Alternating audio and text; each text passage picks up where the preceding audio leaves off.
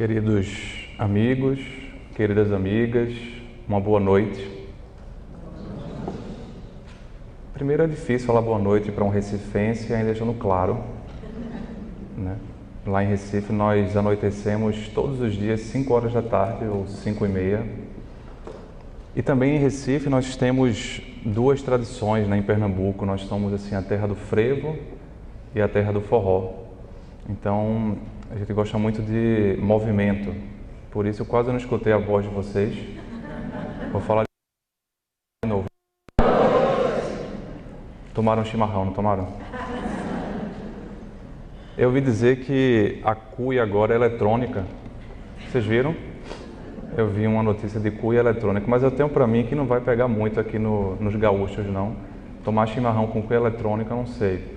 Mas é curioso que cada estado traz as suas tradições, traz a sua cultura, e é comum encontrarmos elementos que pertencem a determinada região e que às vezes nem chegam em outras regiões, né? Por exemplo, aqui é muito comum, quando eu venho no Rio Grande do Sul, nos mais diversos locais, vermos às vezes assim, inclusive às vezes no público, né, o pessoal trazendo a cuia, tomando um pouco de chimarrão, mas lá em cima, né, num estado que já é próximo do norte do país, que ainda pertence ao Nordeste, chamado Piauí, existe uma outra bebida, né, chamada cajuína.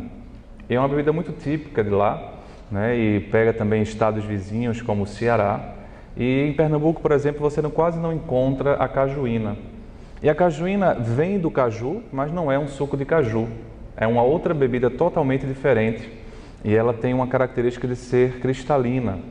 E para quem nunca foi ao Piauí ou quem nunca tomou a cajuína, que de fato, quando você bebe cajuína em outro canto, às vezes não é tão bom quanto a cajuína de Teresina, de Piauí, pode escutar a música do Caetano. O Caetano Veloso fez uma música chamada Cajuína. E a música diz assim: existirmos, a que será que se destina? Pois quando tu me deste a rosa pequenina, eu percebi que tu eras um homem lindo. E se acaso a sina do menino não se nos ilumina, tampouco turva-se a lágrima nordestina. A cajuína cristalina em Teresina. É uma letra bem curta, que se repete numa melodia muito bonita, muito bem posta, muito bem feita. E a história por trás da música que eu quero evocar é muito interessante, que eu descobri quando estava justamente fazendo palestras, seminários no estado do Piauí. Porque o Caetano Veloso, e depois eu fui conferir também a história do próprio Caetano, ele contando, ele fez a música em homenagem a um amigo, a um poeta da Tropicália, muito conhecido daquele momento, chamado Torquato Neto.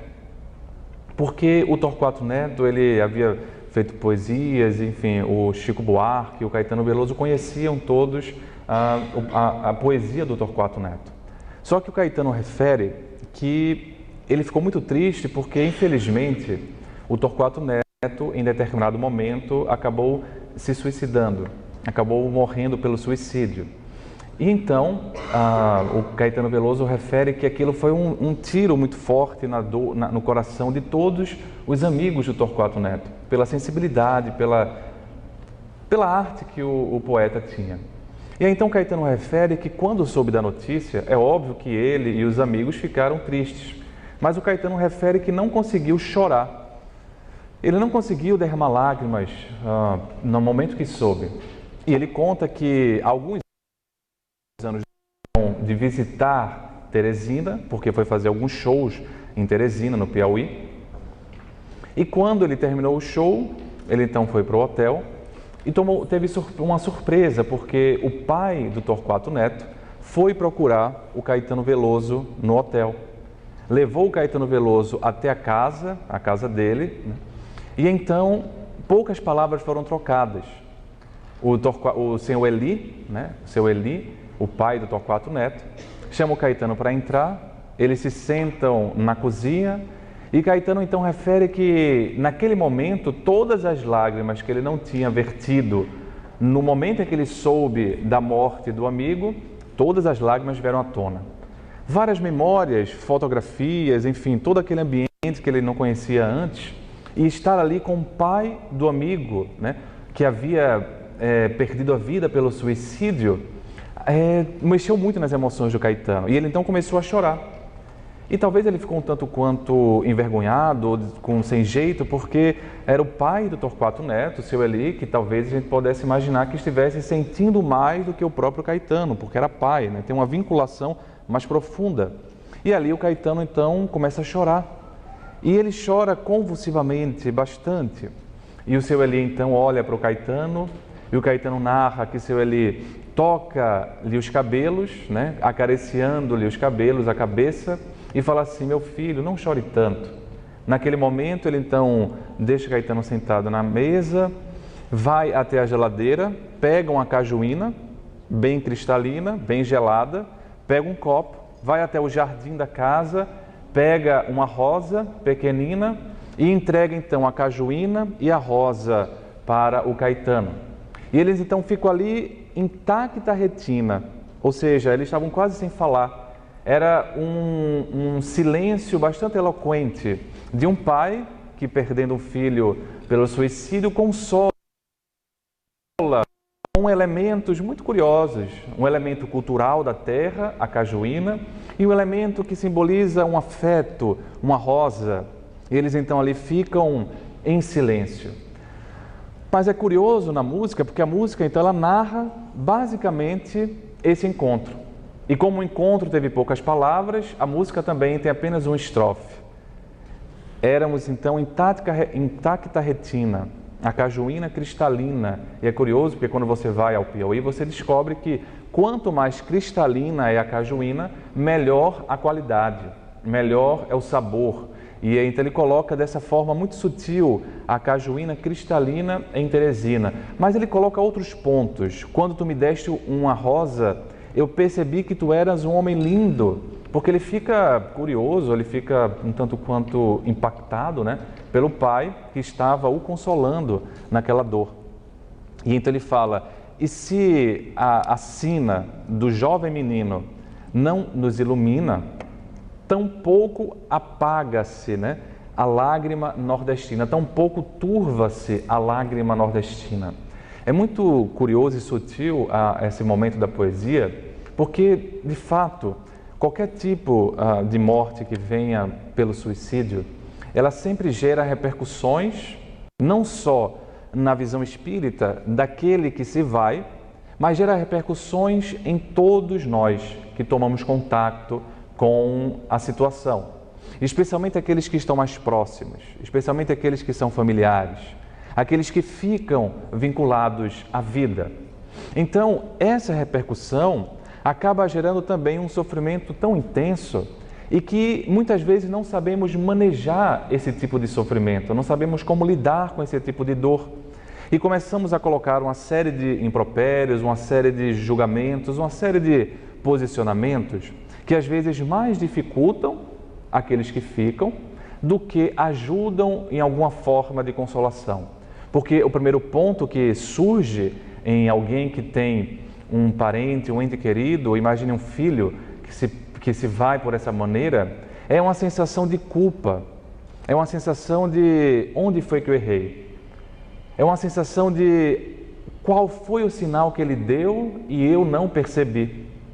Então Caetano vai dizer, se aquela sina, ou seja, o suicídio, não nos ilumina, porque gera um sofrimento, gera uma dor, também não gera um envergonhamento, não se turva a lágrima nordestina. É preciso dar a oportunidade da fala, a fala sem julgamentos, a oportunidade do acolhimento para essas pessoas, familiares, que são abatidos por tragédias como o suicídio há tanto tempo e permanecem nos dias de hoje.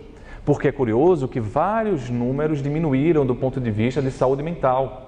Várias doenças conseguiram ter tratamentos mais adequados. Mas essa questão do suicídio, que não é uma doença do ponto de vista médico, mas que muitas vezes vem como uma consequência de um adoecimento psíquico, ainda permanece em números muito elevados.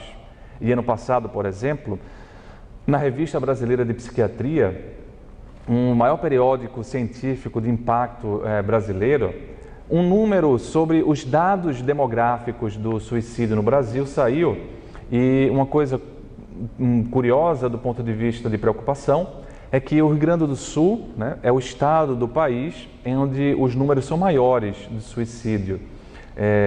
O número do Brasil é alto, assim como em outros locais, mas o Rio Grande do Sul acaba se destacando nesse aspecto das mortes por suicídio. Então, não é um problema que não está perto de nós, não é uma problemática que está longe, é uma problemática que está, por exemplo, nessa música Cajuína, e nós nem sabíamos. A Cajuína, então, vai ser composta por Caetano Veloso. Ele diz que ele fica tão... Ele volta para o hotel e quase 3 dias depois, pouco tempo depois, não me lembro bem exatamente o tempo depois, ele compõe a letra e a música Cajuína, que vira, de certa forma, um símbolo, né? Eu estava lá e via na propaganda, todo estado tem, às vezes, a propaganda governamental para incentivar turismo, para falar das belezas, né, da cidade, do estado. E muitas vezes eu via lá a propaganda, era colocado como música de fundo a música do Caetano Veloso. Mas por trás dessa música, que é muito bela, é muito sensível, existe essa história que a gente pode pensar de perdas, essa história que a gente pode pensar de suicídio, mas a gente também pode pensar numa outra perspectiva. Porque quando falamos de suicídio, muitas vezes pensamos na prevenção ao suicídio, ou seja, tentativas de fazer com que aqueles que estão pensando, aqueles que tiveram desejo alguma vez, não o façam. Mas esquecemos que existe uma coisa chamada pós-venção. A pós-venção pode ser para aqueles que tentaram e não conseguiram. E muitas vezes vem um sentimento de culpa horrível, um sentimento de culpa grande. E as pessoas, às vezes, têm uma dificuldade em lidar com essa situação. Mas existe também o peso para aqueles que ficam do ponto de vista da família, que às vezes não pode falar, porque ao longo da história, por exemplo, se o filho fosse saísse da vida pelo suicídio, ele não era, por exemplo, bendito, né? Ele não recebia a bênção dos sacerdotes. Então, além de ter a dor da perda, a família tinha outra dor de pensar que o filho nem seria abençoado na sua morte, porque ele não tinha, digamos assim, a possibilidade de um enterro, a possibilidade das cerimônias da época. Tamanha era a condenação que se colocava. E eu vi muito bem isso, embora de uma maneira diferente, quando estávamos voltando do hospital lá em Recife e estávamos no caminho, quando nos grupos de WhatsApp, né, um grupo de WhatsApp de psiquiatras lá de Pernambuco, então colocaram a notícia que num prédio abandonado, alguém havia entrado e estava lá em cima do prédio pronto para se jogar. E então, quando as pessoas perceberam que estava acontecendo aquela cena, gerou aquela comoção e algum psiquiatra que estava próximo falou: olha, eu acabei de descer, chamei os bombeiros e tal, mas quem estiver passando que puder descer também. Então, eu estava passando e resolvi descer para, quem sabe, ir lá conversar com o rapaz, enfim. Então, desci, mas me chamou a atenção a quantidade de pessoas que estavam já aglomeradas. Eu não precisei subir, porque já tinha outro psiquiatra que tinha visto, os bombeiros já tinham chegado, enfim, já tinha toda uma movimentação de conversa que no final conseguiu reverter a situação. O rapaz saiu, depois foi atendido na emergência, enfim. Mas eu pude então, já que eu não tive que subir, eu pude observar a cena e como aquela possibilidade do suicídio, como o suicídio gera os mais diversos impactos. Então, eu vi algumas pessoas que soltavam impropérios, falavam assim: você quer aparecer? Se joga logo. Quem quer se matar não faz essa cena. Então eu estava lá embaixo com raiva dessa situação e ficavam jogando impropérios. Outros então estavam tão condoídos com a situação que também começavam a desmaiar, chorando. Outros mais fervorosos, de fé, se ajoelhavam, começavam a rezar. E me chamou a atenção uma outra cena, porque nessa época eu ainda não tinha as redes sociais. Eu acho que eu fui um dos últimos dos moicanos a fazer rede social, fiz janeiro do ano passado, né? E então nessa época eu não tinha, mas eu não sabia que as pessoas tudo tiravam foto, né? Eu via que o pessoal estava tirando mais selfie do que o comum, mas eu achei curioso porque estava lá um grupo de pessoas e estavam lá tirando a selfie. E eu percebi que eles tiraram a foto E ela, não, essa aqui não está boa. Por quê? Porque eles tinham que enquadrar o quem? O indivíduo lá em cima. A indiferença, né? Enquanto alguém está com a dor, querendo se matar, e o outro lá está condoído, enfim, eu estou tirando uma selfie, vendo qual é o melhor enquadramento para pegar a cena do suicídio, né? E postar nas minhas redes. E aí já chama atenção para um ponto. Como às vezes o excesso de velocidade, o excesso de agitação, o ritmo frenético da evolução tecnológica, às vezes faz com que nós percamos um pouco a noção do que estamos fazendo, porque estamos replicando a situação, estamos apenas replicando uma série de ações sem nos aperceber por quê. Então, antigamente, a gente não ouvia falar sobre o suicídio. Hoje, eu recebia então, não hoje, recentemente, um vídeo de uma médica que se jogava de determinado local e então uma pessoa que estava próxima filmou tudo, né? E essa filmagem toda foi passada nos grupos de WhatsApp. Então a gente não tem mais a percepção de que talvez passando essa cena de como aconteceu, porque você escutava todo o barulho, toda a cena, via e escutava com a sonoplastia. E o curioso é que não foi só uma pessoa da sacada da sua janela, foram várias pessoas que filmaram e aí viralizou o vídeo da médica se matando. E isso vai gerando um efeito multiplicador muito mais negativo do que nós imaginamos. A gente pode e deve falar sobre essa questão, como estou falando, mas é preciso que a gente saiba como, perceba como fazer a fala, porque senão a gente pode fazer o que aconteceu na época do livro de Goethe, né? Em que, descrevendo o sofrimento do jovem Werther, ele descreveu a cena completa do suicídio, como o jovem Werther havia feito, e houve então um suicídio em massa dos jovens que liam o livro. E aí aquilo ficou chamado o efeito Werther, o efeito de repetição, o efeito de multiplicação de um fenômeno. É por isso que nos jornais, ainda hoje, há muito cuidado para se falar sobre a temática. Um cuidado necessário, uma cautela necessária. Não absoluta, porque aí se cai num tabu de não poder falar sobre essas questões quando se fala sobre saúde. Você pode falar sobre todos os pontos, mas esse se fica um pouco escondido.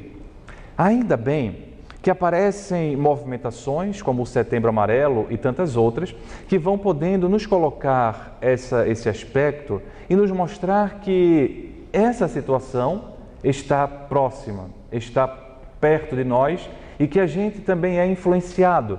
Isso influencia a nossa saúde e é por isso que me chama a atenção naquela música, na história da música de Caetano, não necessariamente a perda do Torquato Neto, não necessariamente a sensibilidade do Caetano, não necessariamente a beleza da música. Me chamou muita atenção a superação, a história de resiliência daquele seu Eli. Porque ele, perdendo o filho por essa característica, teve a possibilidade de acariciar o Caetano, consolar o amigo do filho. E aquela cena então me chamou a atenção e eu comecei a perguntar-me quem seria esse indivíduo, o que é que estava por trás desse indivíduo, porque por trás de alguém que consegue ter uma postura de superação, por trás de alguém que consegue ter uma postura mais resiliente diante do sofrimento, diante da dor, diante dos adoecimentos e das perdas, do sofrimento como um todo, sempre existe um arcabouço por trás. Nós somos o reflexo de muitas pessoas em nós. A nossa história de vida reflete a história de vida de muitas pessoas, de nossos pais, de nossos ancestrais, daquele evangelizador que se dedicava no sábado, no domingo, para nos dar um auxílio, daquele professor que nos encantou, ou seja, de várias pessoas que passaram em nossas vidas e contribuíram para nos dar ânimo ou nos dar uma percepção diferente sobre alguns acontecimentos. Quais seriam, portanto, essas convicções do seu Eli? Quais seriam, portanto, essas visões do seu Eli que ajudariam ele nessa postura de resiliência diante do sofrimento? E qual não foi minha surpresa lá no Piauí? Descobri que seu Eli foi um trabalhador grandioso da doutrina espírita. Era espírita nessa época. Era um indivíduo que era militante do ponto de vista da causa espírita, trabalhador da Federação Espírita do local. E ajudou a fundar uma série de instituições espíritas. Tinha um cargo público na área do direito e tinha também, por causa dessa consequência, uma influência na sociedade da época. E com a sua presença de espírito, ele então ajudou a difundir e muito. E conversando com o agora ex-presidente, ele me disse: eu conheci o seu Eli. E o seu Eli conheci muito, porque quando eu comecei na Casa Espírita, quando eu comecei na Federação, era o seu Eli que vinha e recebia a gente, conversava com todo mundo. E uma coisa que chamava atenção no seu Eli era o imenso bom humor que ele possuía.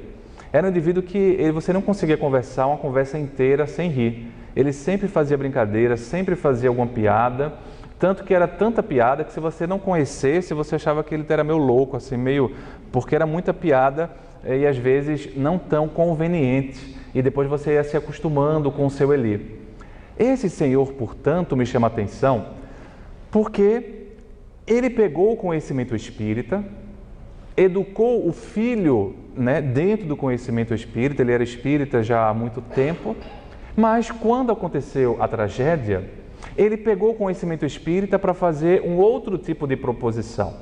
É muito comum, dentro dos arraiais do espiritismo ou dos simpatizantes, nós pegarmos o conhecimento espírita para tentarmos responder fundamentalmente uma pergunta: por quê? Por que aconteceu isso? Onde foi que eu falhei? É uma pergunta que muitas vezes vem como consequência. E ele então não faz apenas esse tipo de questionamento que pode ser útil, pode trazer um certo bálsamo, um certo alento, mas do ponto de vista de resiliência, do ponto de vista de caminhar para frente, do ponto de vista de superação do nosso sofrimento, além do porquê, é preciso darmos um olhar para o futuro. O porquê fica muito ligado ao passado, fica muito ligado ao olhar do hoje, focando no passado.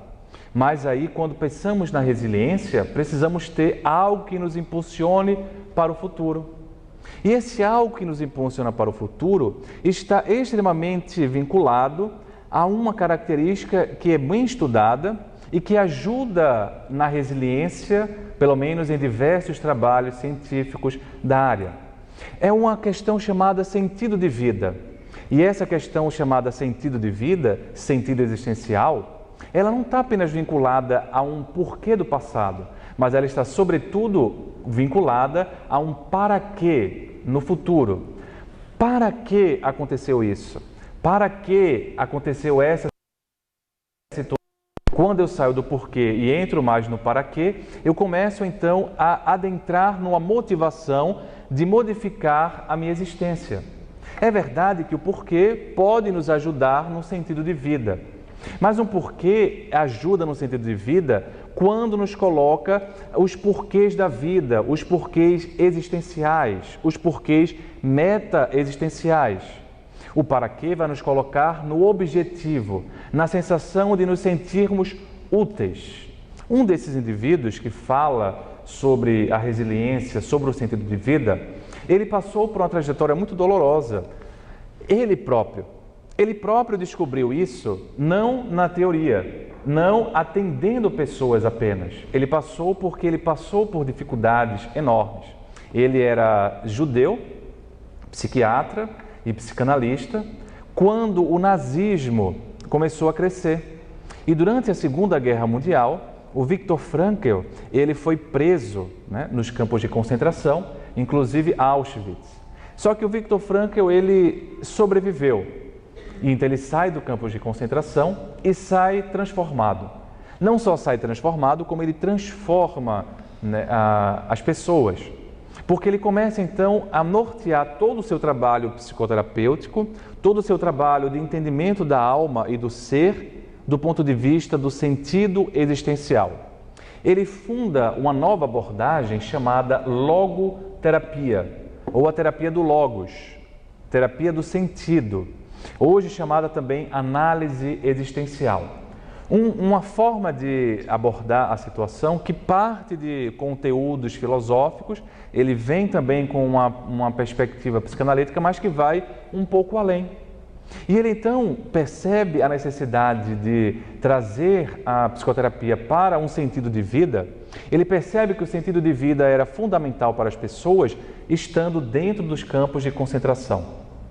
Porque ele começa a perceber que muitas pessoas se matavam antes. As pessoas começavam a perceber que iam morrer, né? Ou morriam pela desnutrição, ou então morriam porque iam ser selecionadas para os banhos. E ele começou a perceber, junto com os outros, que aquelas que iam para os banhos não voltavam mais. Então alguma coisa devia ter nesses banhos, eram as câmaras depois de gás, como se descobriu. E ele próprio narra no livro bastante importante na história humana, chamado A Busca de Sentido, né? E ele vai então dizer, nesse livro, que tem um subtítulo Um Psicólogo ou um Psiquiatra no Campo de Concentração, ele vai trazer na primeira parte do livro histórias. Então, histórias que ele vivenciou, e na segunda parte ele vai trazer um resumo dessa chamada logoterapia. E numa dessas histórias, em que ele começa a se questionar do para quê, etc., ele estava na fila, né, da seleção para o banho, e ele conta que estava doido para tomar um banho, né, estava desejando tomar um banho, quando então a pessoa na frente dele foi selecionada, ele foi para o outro lugar e a pessoa atrás foi selecionada também para o banho. Ele conta que naquele momento ele ficou bastante frustrado, né? Não porque os amigos foram, mas porque ele não foi. Então bateu a frustração, bateu a inveja, bateu uma série de emoções. Só que depois ele começou a perceber, como os outros, que os banhos deviam ter alguma coisa. E então, quando ele descobre e escreve o livro, ele começa então a narrar, para que a vida me colocou aí? O que é que a vida, ele coloca então essa pergunta de outra maneira, o que é que a vida quis de mim, ao me dar a oportunidade de viver? O que é que a vida quis de mim, me colocando em outra perspectiva? Então, nessa perspectiva do que a vida quer de mim, e não do que eu quero da vida, Viktor Frankl funda uma nova postura de olhar que se fundamenta nessa perspectiva do sentido existencial, porque ele percebe que aquelas pessoas que não se matavam, porque existiam as cercas elétricas, né, ao redor dos campos de concentração, e muitas vezes as pessoas antecipavam a morte pegando no fio. Mas ele próprio não fez isso, e outras pessoas também não. E como ele era psiquiatra, as pessoas então perceberam, descobriram, ele começou a servir uma espécie de psicólogo também, de escutar as histórias, as pessoas contarem as suas vidas. E aí ele começou a perceber que as pessoas que não se matavam antes, né, eram pessoas que tinham algum objetivo. Porque vejamos bem que sentido meta-existencial quase todos possuíam. A maior parte ali eram judeus. E muitos tinham uma tradição judaica não só cultural, mas religiosa. E essa tradição judaica religiosa lhes possibilitava uma explicação do porquê do universo, uma explicação do porquê existencial. Mas mesmo assim, umas se matavam e outras não. Então, deve existir algo além do porquê, deve existir algo além dessas perguntas que nos motivam. E ele então vai perceber que as pessoas que ficavam na vida eram aquelas que tinham objetivos, ou seja, apontando para o futuro. O sentido de vida não mais focado nas explicações que eu tenho sobre o universo, mas o sentido de vida focado também no que eu faço no universo. O sentido de vida no que eu faço com a vida que eu tenho, e não porque eu tenho a vida apenas, o que eu faço com os dias que eu possuo. E aí um dizia assim, eu quero ficar vivo porque eu quero dar o testemunho da minha fé. Perceba, é uma ação. Eu quero ficar vivo porque eu tenho fé e eu quero dar o testemunho da minha fé. Outros diziam, não, eu quero ficar vivo porque eu quero reencontrar a minha família. E o próprio Viktor Frankl, ele percebe que o que motivava ele a ficar vivo era desejar reencontrar a família, o que ele nunca conseguiu nesta existência, mas ao mesmo tempo também escrever o livro que ele estava escrevendo. Porque antes de ser preso, ele estava escrevendo um livro que, de certo modo, era um embrião dessa percepção sobre a necessidade do ser humano ter um sentido existencial. E quando ele sai do campo de concentração, esse embrião se torna criança, e uma criança que experimenta ele próprio essa perspectiva de ter um sentido de vida. E ele sai de um pós-guerra. Imaginemos, amigos, como estavam as pessoas no pós-guerra. Extremamente exaustos, muitos com a sensação de vazio. E ele foi o primeiro indivíduo que percebeu, não primeiro, mas um dos que mais anotou, um dos que mais pontuou essa perspectiva de que o ser humano estava passando por uma falta de sentido, um vazio existencial. Ele vai dizer o vácuo existencial. Porque muitas vezes, durante a nossa história, nós tivemos posturas de que talvez era a igreja que iria nos salvar. Depois saímos da igreja e fomos para a ciência que vai nos salvar. E no pós-Segunda Guerra nós vimos a ciência a favor do horrendo, a favor do genocídio, a favor do homicídio, quando, do ponto de vista científico, se fazia uma série de torturas nos campos de concentração nazistas, tanto quanto nos campos de concentração comunistas de Stalin. Além disso, perceberam a ciência não mais no campo de concentração, mas no campo aberto do capitalismo, jogando uma bomba em Hiroshima e Nagasaki, uma bomba atômica. Aquele conhecimento que deveria nos libertar, nos aprisionava. Então, onde buscar felicidade? Se não era mais a religião que nos podia garantir uma vida feliz, se não era mais a ciência que destruía-nos a esperança com as armas, com a força bélica, onde encontrar? As pessoas entraram num profundo vazio existencial, talvez um momento de grande conturbação, muito parecido com o que nós estamos vivenciando do ponto de vista global, nesses tempos em que extremos, eles então se confrontam e parece então que estamos reeditando e surgem então novas formas, soluções arcaicas, soluções patéticas, soluções que não são soluções. Surgem então forças de um neonazismo, surgem forças de um neocomunismo, esquecendo que as duas geraram muitos genocídios, muitos campos de concentração. Em Stalin, na República, por exemplo, Gulag, um livro que pouco conhecido. Então, narra-se histórias de pessoas que sobreviveram. E é nesse momento que Viktor Frankl vai dizer, é preciso encontrar um sentido. Mas ele coloca não um sentido da religião apenas, um sentido meta-existencial do porquê. Ele vai dizer que o sentido é sobretudo focado no futuro. Um sentido que é um objetivo, uma meta. E que esse sentido vai modificando-se ao longo do tempo. Eu vejo a importância disso demais conversando com as pessoas. Porque muitas delas, elas não tiram a própria vida seguradas que estão por uma crença de que será pior. Mas mesmo assim, embora estejam vivendo, elas me dizem, é como se eu estivesse apenas sobrevivendo e eu não sei até que ponto. Então, uma delas, e eu pedi permissão para que eu contasse a história, eu a conheci quando ela vinha numa perspectiva de depressão muito grave. Então vinha com os pulsos, se cortando, porque além de depressão, ela tem uma característica chamada transtorno borderline de personalidade. Então muito instável, muito intensa nas emoções e muito característico na borderline esse vazio existencial. Por quê? Não consegue entender para que viver. o porquê e o para quê não tem nenhum sentido, muitas vezes, no vácuo existencial que permeia. E sentindo um vazio existencial, é muito comum eles terem depressão. Então ela veio com esse quadro depressivo grave e foi curioso porque eu estava no início conversando, conhecendo, atendendo pessoas, e uma coisa é curiosa, porque a gente se forma médico, eu falava isso para os alunos lá da Federal, meus alunos falavam assim, olha, a gente se forma médico e logo no ano que a gente se forma, a gente pode até ser um médico mais inteligente. Ou seja, a gente sai com conhecimento fresquinho da cabeça, né? Consegue até fazer uma prova mais difícil, às vezes, do que o vestibular e passar, que é a prova de residência.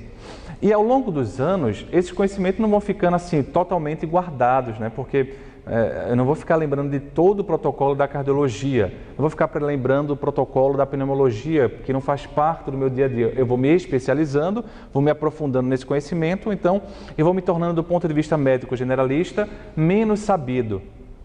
Mas é curioso que a gente vai se tornando um médico melhor, um profissional melhor, porque a gente vai tendo experiência. E a vida do paciente não é uma vida igual a que está no livro, né?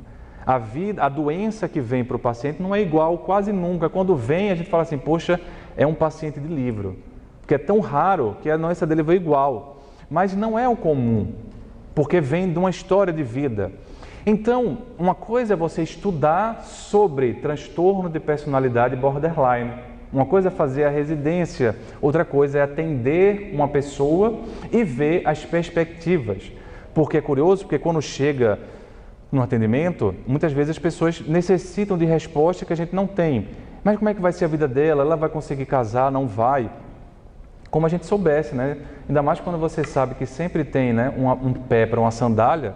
Como é que você vai dizer se a pessoa vai casar ou não, só tendo as características dela? Mas é uma pessoa muito difícil. Sim, mas tem gente que gosta, né, de pessoas difíceis e só se dão bem os difíceis. Então não dá como a gente fazer todas as previsões. Mas você conhecendo pessoas, atendendo e vendo a vida delas, você vai aprendendo com elas. Então ela saiu do quadro depressivo, melhorou bastante, ela estava numa obesidade grande, com o regime, conseguiu perder um peso, começou a investir na autoimagem, terminou a faculdade, enfim. Começou a ter uma vida, nunca mais tinha automutilações, e ela é uma pessoa que tem uma visão da vida muito vinculada ao budismo e ao espiritismo. Então, ela me disse em determinado momento em que ela não estava mais na crise maior, né, ela estava anos depois, já de contato, acho que uns 6 anos depois de contato com ela, ela então veio meio para baixo e disse assim, poxa, Léo, eu não me mato, sendo bem sincera, porque eu acredito no espiritismo. E se eu não acreditasse, eu me mataria. Mas como eu acredito que vai ter reencarnação, e sei que eu vou voltar para cá do mesmo jeito, e se eu me matar vai ser pior, então eu não me mato só por isso. Mas eu devo dizer para você, Léo, que eu não consigo me sentir bem. É como se isso me segurasse, mas é como se eu estivesse sobrevivendo. Sabe por quê? Porque eu me sinto inútil. Eu acho que minha vida não vale nada para ninguém. Então veja como ela está colocando bem evidentemente isso que eu estou dizendo. Ela tem um porquê. Ela sabe dos porquês que o espiritismo dá, reencarnação, evolução, causa e efeito, mas ela não tinha um para quê. Tá, eu tenho esse porquê, mas a minha vida, qual é a utilidade, qual é o sentido, qual é a sensação de propósito que eu tenho? E aí eu então, conversando com ela, porque quando alguém tem um emprego, fica mais fácil você, né, dizer assim, olha, você trabalha, você... Quando alguém tem, sei lá, filhos, você pode também usar isso. Mas de fato ela estava no ponto de vista que naquele momento ela tinha meio que parado na vida, até por auto-boicote, né? Ela tinha parado várias coisas que estavam dando certo e voltado para a estaca zero em diversos pontos. Então me deu um estalo, né? Eu nunca tinha pensado dessa maneira. Então conversei com ela, olha, você está falando de espiritismo, e contei então essa história dos estudantes, falando que quando a gente se forma é mais inteligente, mas depois se torna um médico melhor. E eu falei assim, olha, eu fico pensando às vezes, pensando sobre você, e fico pensando, será que não se matar, será que viver até o final já não é uma tarefa, já não é algo útil para você? Eu falei, não, mas isso é obrigação. Tá, Mas veja bem, para você não fazer isso é um pouco mais difícil do que para mim, porque eu nunca tive depressão, porque eu não venho com esses pensamentos tão arraigados na minha cabeça, eu não tenho esse automatismo tão vinculado hoje. Isso não quer dizer que eu não tenha feito, mas hoje, nessa encarnação, isso não fica vindo como uma solução. Nós temos uma série de automatismos pelo hábito, pela vivência que nós temos, né?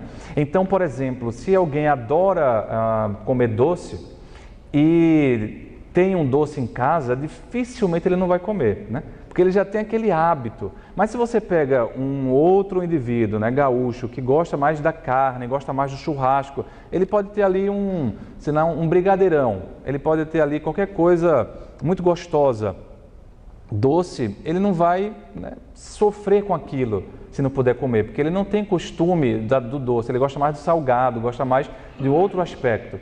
Então, o nosso hábito vai nos dando, às vezes, uma condição de risco maior ou menor. Então, eu falei, concorda que você tem um risco maior, porque você muitas vezes vem com esse hábito, você me fala assim, que muitas vezes nem estava pensando, mas quando surge um problema, essa hipótese do suicídio vem com muita força. E você tenta mudar, porque as pessoas acham que o indivíduo fica alimentando e muitas vezes não alimenta. Ela mesma tentava mudar o pensamento, mas vinha como uma força. E a gente sabe, então, juntando o hábito de vida com a visão espiritista da influência espiritual, é natural, então, que o indivíduo que tenha, como todos nós, temos inimigos. Se o inimigo percebe que esse é o ponto, né, de queda, ele vai dar o conselho infame. Como alguém que, vamos supor, você está fazendo um regime, né? E aí você tem uma concorrente. Ela sabe que se você sair do peso, vai ser bom para ela, né? Ela vai se vingar. Então o que ela vai dizer? Não, menina, deixa, só um brigadeiro, né? Como brigadeiro não faz mal não. Então ele vai colocar a ideia. Assim acontece com os espíritos que vão influenciando negativamente. Ele coloca a ideia. Só que ao invés de a gente, quando está encarnado, a gente não vê, a gente não está encarnado, a gente vê, e quando está desencarnado, a gente não vê. Então a gente toma, às vezes, a ideia como sendo do próprio indivíduo. Então é uma dupla dificuldade, uma dificuldade inata, que vem de um processamento do hábito. É por isso que a genética vem mostrando que existe um risco maior, inclusive genético, para algumas pessoas do suicídio. Olha aí a reencarnação. Toda vez que eu estudo genética do ponto de vista do comportamento, eu me lembro do conceito reencarnatório.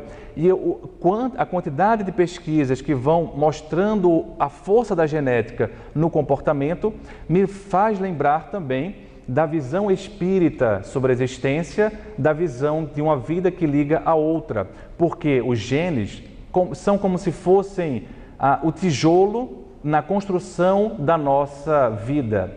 Então, a partir desse tijolo chamado gene, a nossa individualidade constrói um corpo com tal ou qual características, pela afinidade.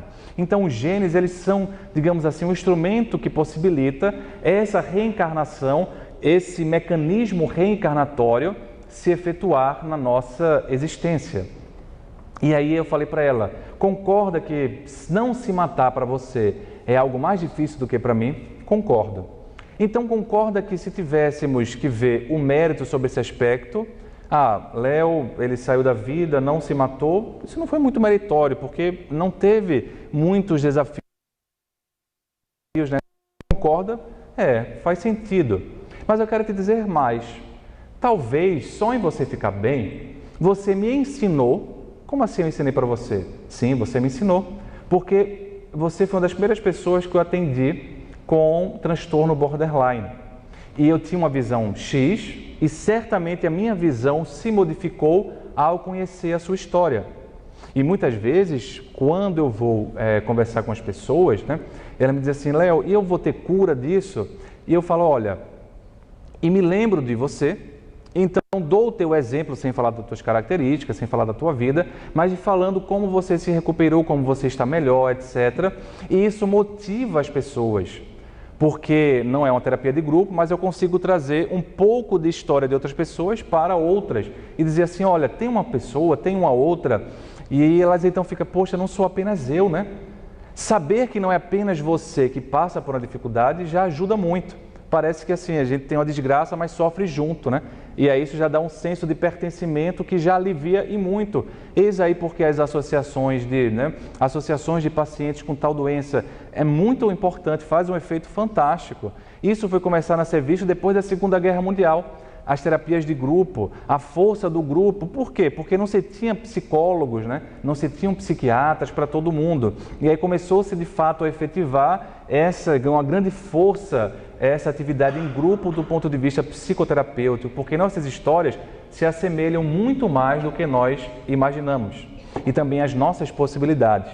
Então eu quero dizer para você, continuava eu, que você ficar bem sem fazer nada, sem abrir creche, sem abrir um orfanato, sem fazer tantas doações, só você viver e conseguir sobreviver, você já influenciou positivamente a minha visão sobre esse adoecimento. E como eu influencio outras pessoas, você está influenciando outras pessoas através de mim. Poxa, Léo, estou me sentindo até importante agora. Faz sentido isso? Faz sentido para vocês isso? E então, eu lhe coloquei, é assim que as coisas vão fazendo sentido. Quando a gente vai vendo um propósito e a gente começa, ao invés de ficar se cobrando excessivamente, que não ajuda quase nada, a gente pega as nossas possibilidades e vai fazendo. Pega as nossas possibilidades e vai, então, construindo. E então, eu falei para ela, eu não vejo quando eu não conto algumas histórias, conta. Ela até falou, Léo, então por favor, conte a minha história, porque quanto mais você contar, mais eu vou me sentir útil. E estou fazendo isso hoje, também em homenagem a essa jovem.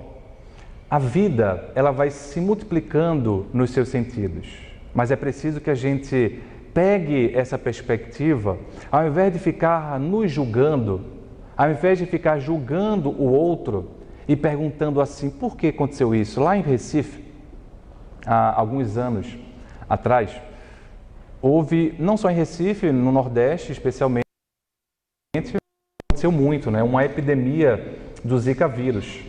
E o Zika vírus causou muita microcefalia, pelo menos conforme os estudos vão mostrando a associação. E aí foi assim uma sensação de muitos questionamentos, um certo medo, muita gente que ia ter filho preferiu adiar um pouco até se saber mais, enfim.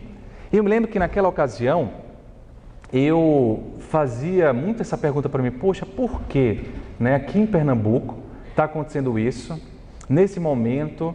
E aí começamos a juntar um monte de pensamentos e tal, mas guardei para mim. Até que, ano passado, eu estava na Mansão do Caminho, fazendo uma entrevista, e me veio a ideia de que essas mães, de que não era a pergunta mais acertada a ser feita. Porque às vezes a gente não tem resposta para tudo que dê certeza. Mas vendo uma reportagem, eu vi o seguinte, essas crianças já estão hoje crescidas, algumas, né, com 3, 4 anos, e as mães se juntaram à Associação de Mães de Anjos. Né? Por que elas colocaram anjos? Porque elas colocam que aprenderam e aprendem muito com essas crianças. E essas crianças foram desafiando a própria medicina, porque a gente não sabe muito bem o que elas podem fazer, até onde elas podem ir, e às vezes a gente quer saber disso. As pais perguntam, as mães perguntam, e então vários prognósticos de que não vai conseguir andar, quebrado. A criança lá conseguindo andar com a microcefalia, não vai conseguir fazer isso. E então uma série de pessoas aprendendo, os pais, fisioterapeutas, fonoaudiólogos, médicos, profissionais de saúde, aprendendo com essa condição de dor, de sofrimento, certamente uma condição expiatória, mas que foi transformada pelo amor em uma condição também expiatória sublime, no sentido de poder transformar, poder transcender. Então eu vi uma reportagem e há alguns meses eu fui para um show de crianças, né, levar minha filha, e foi um show que uma cantora chamada Carol Levi, na verdade ela é contadora de histórias lá de Pernambuco, e aí ela fez gratuitamente para poder receber recursos para uma fundação que atende muito dessas crianças. E eu estava com a minha filha no colo saudável do ponto de vista do corpo físico, e via lá as mães com essas outras crianças e as crianças lá tendo a oportunidade de estar naquele... E foi uma noite emocionante em que eu olhava e me colocava essas perguntas. Então, ao invés de ficar pensando hoje por que aconteceu a microcefalia, talvez a gente só encontre a resposta no mundo espiritual, quando desencarnarmos, hoje eu volto e penso, para quê? Para a gente aprender a ser humilde, para a gente aprender que ninguém consegue definir o outro pelo diagnóstico que o outro tem. O diagnóstico nos ajuda a entender um pouco mais as nossas características, mas ele não define quem eu sou, quem você é. Nós somos seres humanos e mesmo que estejamos presos a um corpo que é mais uma prisão do que uma hospedagem, que nos limita às possibilidades, nós podemos ensinar, nós podemos transformar a nossa situação expiatória, a nossa dor, em algum tipo de ensinamento. Primeiro para nós, superando, ficando vivos. Primeiro ficando vivos, porque só dá para falar isso se a gente estiver por aqui. Porque senão fica só na teoria no mundo espiritual. Mas além disso, permanecendo bem. E às vezes só o nosso exemplo já é algo fundamental para que os outros vejam. Não é desincentivando as obras sociais, claro que não. Não é desincentivando as obras de caridade, mas é percebendo que além dessa caridade material, que tem também a vinculação com a caridade espiritual, o que a vida nos convida é que possamos transformar a nossa existência transformando-nos. Se eu fico bem, aqueles que estão ao redor ficam um pouco melhores também. Aqueles que estão ao redor ficam um pouco melhores também. Se eu consigo segurar o ímpeto violento, eu consigo ensinar que é possível. Não porque eu sou perfeito, não porque eu sou idealizadamente uma pessoa melhor do que todo mundo, mas porque eu estou tentando. Os obsessores vão percebendo que a gente mudou, os obsessores reencarnados que existem também vão percebendo, e a gente vai também aceitando que a gente não é tão perturbado assim, porque afinal já faz algum tempo que a gente está um pouco melhor. Então, a grande tarefa, queridos amigos cristãs, a grande tarefa espírita não é necessariamente proteger a família do mal externo, mas é proteger a família do nosso próprio mal. Porque o que causa mais mal nas criaturas somos nós dentro da nossa próprio seio familiar, a nossa ausência, a nossa presença tóxica com os filhos, com os maridos, com as mulheres, com os irmãos. E aí levantamos bandeira em nome da família e esquecemos de cultivar a nossa. Por isso, queridos amigos, quando falamos de um tema como resiliência e saúde, não estamos falando de um momento apenas para o adoecimento físico, estamos falando para todo momento que tenha sofrimento, que tenha angústias, para que possamos transcender um pouco as nossas visões, como fez o seu Eli, certamente com muita dor, certamente com muita tristeza por ter perdido o filho daquela maneira, certamente preocupado em saber a trajetória do filho, mas ao invés de ficar preso nisso, ele consegue olhar além das suas perspectivas momentâneas e sair para trabalhar, sair para fazer. E a sua presença, dizem aqueles que o conheceram, era uma presença que trazia alegria, apesar do sofrimento. Uma presença que trazia motivação, apesar da dor. Uma presença que conseguiu trazer, portanto, uma rosa, uma cajuína e transformar símbolos de Teresina, do Piauí, em um cancioneiro popular. Por isso que, observando essas pessoas, eu digo, olha, vocês têm muito mais força do que vocês imaginam. Você tem muito mais capacidade do que vocês imaginam e aprendo muito com as pessoas. Um desses aprendizados vem no que seu Eli tinha, porque para ter uma postura mais resiliente, a fé ajuda a entender o porquê. Esse sentido existencial ajuda a falar do para quê. Mas nesse momento do hoje, quando a angústia vem, não adianta ficar muito brigando com ela, porque ela vai vir. Não adianta ficar fazendo formulações mágicas, ela vai vir. Mas uma estratégia que a gente pode ter era a estratégia que seu Eli tinha, que era a estratégia do humor. E o humor é algo curioso que ajuda e muito, é como se fosse um para-choque dentro da dor que a gente possui, que a gente tem, que a gente passa. E eu também aprendi isso com os pacientes. E lembro de 2 situações que também pedi a permissão para contar, porque isso me ajudou a ficar um pouco menos travado, né? É óbvio que ele está adoecido, mas às vezes, como já lembravam os gregos, a tragédia é próxima da comédia, né? É trágico-cômico. E um deles viu assim, a irmã falou assim: doutor, olha, eu não sei como é que está meu irmão, né? O irmão tinha esquizofrenia grave, refratária a várias abordagens. E a irmã falou assim: olha, doutor, depois que ele saiu do internamento e ele fez o ECT, a eletroconvulsoterapia, ele está bem melhor. Mas assim, eu estou achando ele tão melhor que eu estou até achando estranho, doutor. Porque ele está muito sorridente e ele está jogando água nas pessoas da rua. Aí eu achei estranho isso, porque ele nunca tinha feito isso. Ele falou: por que não? Ele joga lá água. E aí deixa eu conversar com ele. Eu falei: olha, o que está acontecendo? Você está jogando água? Ele me pareceu super bem. Aí ele falou assim: ah, não, doutor, isso aí fique tranquilo, não aumente meu remédio por isso não. Porque, na verdade, é o seguinte, depois que eu fui internado, eu fui levado pelo SAMU. Mas você sabe, eu estava muito agitado, agressivo. E aí não tive como ir pacificamente, o pessoal teve que me pegar, à força, etc. De tal modo que todo mundo me viu naquele estado. E aí todo mundo descobriu que eu sou doido. Então, já que eu sou doido, doutor, pelo menos eu vou usufruir da minha loucura.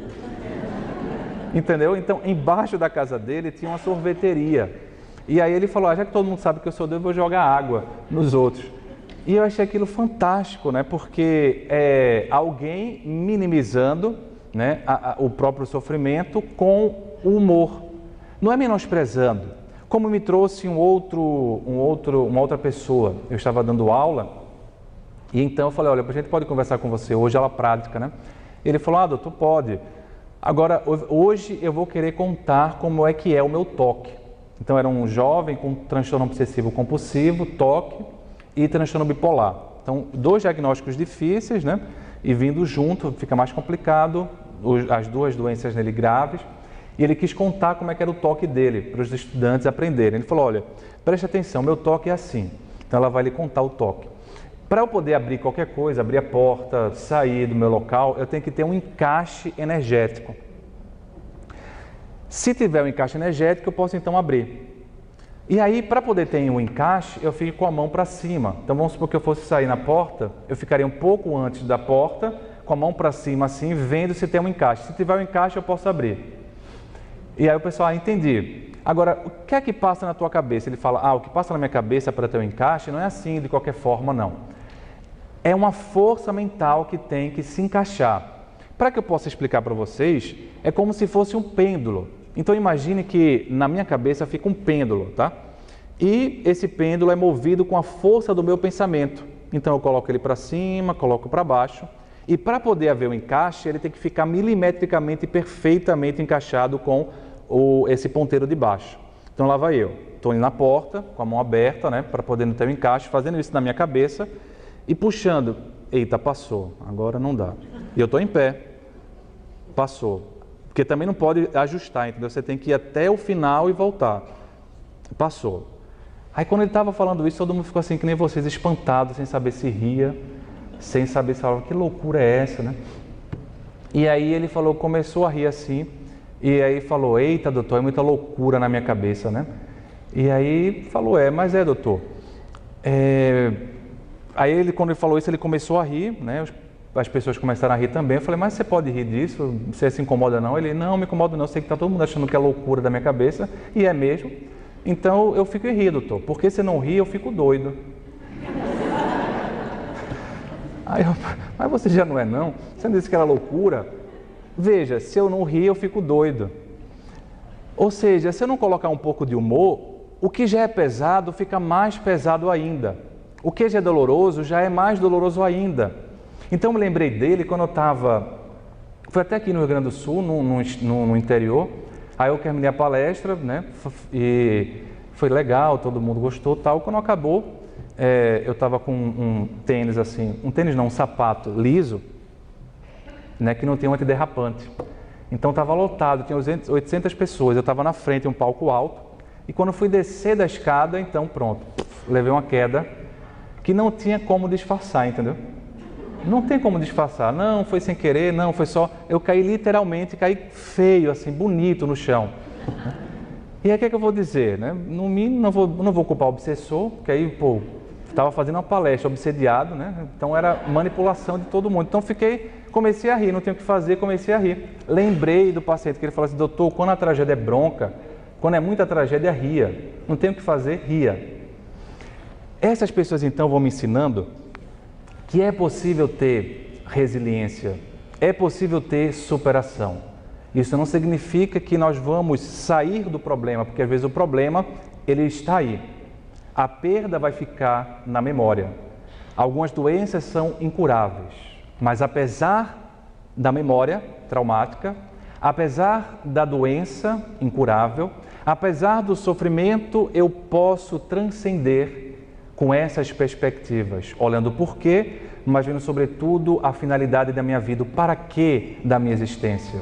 E quando a dor estiver muito forte, eu podendo fazer então artifícios de humor que sejam ancoradouros, que sejam um pouco de amortecimento para essa dor que vem tão grande. Porque afinal de contas, se ficarmos tão presos nesse sofrimento, não teremos condições de observar a cristalinidade da cajuína. Se ficarmos tão presos no sofrimento, não conseguirmos observar a beleza da rosa pequenina. É por isso que Castro Alves tinha razão e, evocando a figura trazida no Parnaso de Além Túmulo, nós lembramos que há mistérios peregrinos nos mistérios dos destinos que nos fazem renascer. Da luz do Criador nós nascemos, múltiplas vidas nós vivemos, para a mesma luz volver. Mas buscamos aqui na humanidade as verdades da verdade, sedentos de paz e de amor.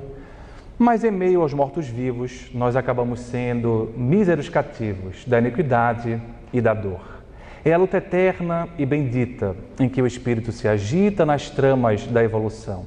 É a oficina onde a alma presa forja a luz e forja também a grandeza da sublime perfeição. É a gota d'água que vai caindo no arbusto que vai subindo, pleno de seiva e verdor. Ou o fragmento do estrume, que se transforma em perfume na corola de uma flor. A própria flor que terna vai caindo, expirando e vai fecundando o chão duro que produz. Mas nesse cair, ela deixa um aroma leve nas madrugadas que passam breves nas rijas bigornas de luz. É a rija bigorna o malho, pelas fainas do trabalho, a enxada fazendo pão. Ou o escopro dos escultores que consegue transformar as pedras em flores, em carraras de eleição.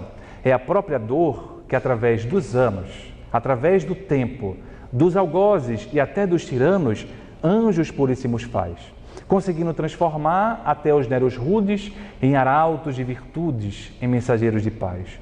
Porque tudo evolui, tudo sonha, na imortal ânsia risonha de mais subir e mais galgar.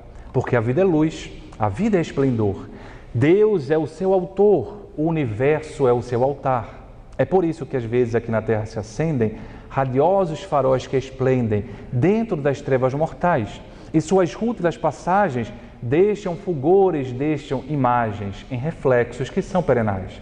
É o sacrifício do Cristo, portentoso, jamais visto, no sofrimento da cruz, sintetizando toda a piedade, e cujo amor à verdade nenhuma pena traduz. É Sócrates bebendo a cicuta, é César trazendo a luta, tirânico, conquistador, é Anchieta que via ensinando o índio infeliz, mas, sobretudo, o exemplo de humildade, de extremosa caridade do pobrezinho de Assis. Por isso, dizemos, benditos sejam aqueles que há 98 anos semeiam luz, semeiam o bem nas terras do Rio Grande do Sul, porque eles também encontrarão a alegria, a aventura, a paz, a evolução que tanto desejam nas fainas do progresso. Por isso, que nesses dias difíceis do agora, uma excelsa voz ressoa, e com essa força pungente no universo inteiro ecoa, e nos diz, para frente,